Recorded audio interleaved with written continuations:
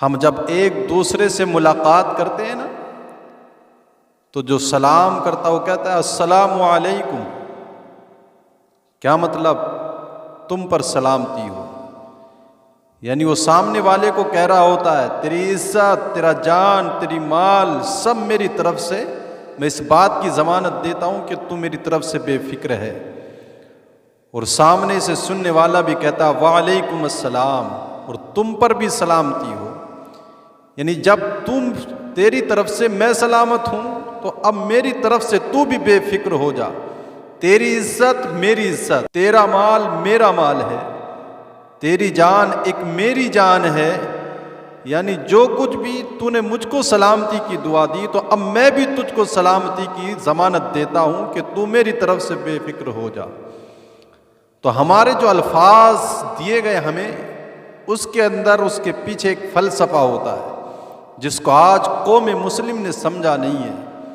اب بتا، جب وعلیکم السلام بھی کہے اور پھر جڑے بھی کاٹیں تو کیا ہم نے ایک مسلمان ہونے کا حق ادا کیا؟ مصطفیٰ کریم علیہ الصلاۃ والتسلیم ارشاد فرماتے افشوا السلام، سلام کو زیادہ سے زیادہ عام کرو. تو ایک لفظ سلام ہی پر اگر ہم غور کر لیں، جب ایک دوسرے کو سلامتی کی دعا بھی دے رہا ہے اور اپنی طرف سے ضمانت بھی دے رہا ہے کہ میری طرف سے تو سلامت ہے، محفوظ ہے، اور پھر ایک دوسرے کی گردنیں بھی کاٹ رہے ہیں، تو ہم نے تو ایک سلام پر بھی عمل نہیں کیا. تو اسلام کے باقی دیگر جو بھی عمل کرنے کا ہم سے کہا گیا ہے، ہم نے کس چیز پر عمل کیا ہے؟ اس لیے اس چیز کو اندر اتارنے کی ضرورت ہے. قد افلح من تزکا، جو زبان پر ہے وہ دل پر بھی ہونا چاہیے، من سترا ہونا چاہیے.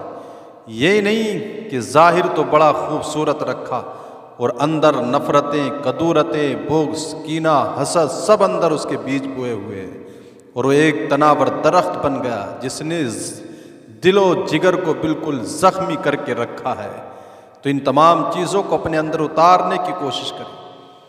ہارون رشید کے زمانے میں ایک شخص کو قید کیا گیا، قیدی بنا کر پھر اس کے اوپر پھانسی کے احکام جاری کر دیے جاتے ہیں، سزائے موت اس کی مقرر کر دی جاتی ہے.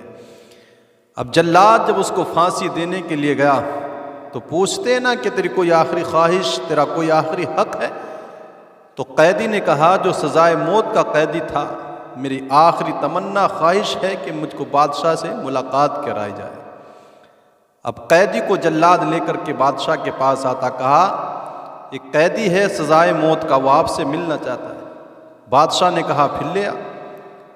اب قیدی کو لے کر کے جلاد بادشاہ کے پاس آیا، کہا کہو. جب قیدی آیا تو اس نے کہا السلام علیکم. تو بادشاہ نے کہا وعلیکم السلام.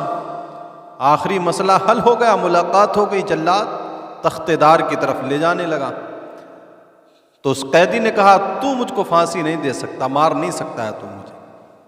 کہا کیا بات، کس لیے؟ سزائے موت تو تیری مقرر ہو چکی ہے. تو اس نے کہا نہیں، تو مجھے جو ہے تو مار نہیں سکتا ہے. کہا کس لیے؟ کہا اس لیے کہ بادشاہ نے مجھ کو ضمانت دی ہے. اس نے آ کر کے کہا، بادشاہ نے کہا میں نے کب ضمانت دی ہے؟ تو قیدی نے کہا آپ نے کہا نا وعلیکم السلام کہ میری طرف سے تو سلامت ہے. اب جس کو سلامتی دے دے پھر اس کو مارا تو نہیں جاتا. جب بادشاہ نے اتنا سنا تو مسکرا دیا اور کہا جا، میں نے تجھ کو آزاد کر دیا ہے. تو یہ الفاظ ہیں ہمارے جن کے اندر، جن کے پیچھے ایک فلسفہ رکھا گیا ہے، اس کو اپنے قلب و جگر میں اتارنے کی ضرورت ہے.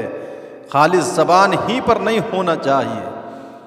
اب جس کو ماں نے، جس کے باپ نے بچپن سے یہ سبق پڑھایا ہو، المسلم من سلم المسلمون من لسانہ ویدہ، کہ مسلمان وہ ہے جس کے ہاتھ اور زبان سے دوسرے مسلمان بھائی محفوظ رہیں.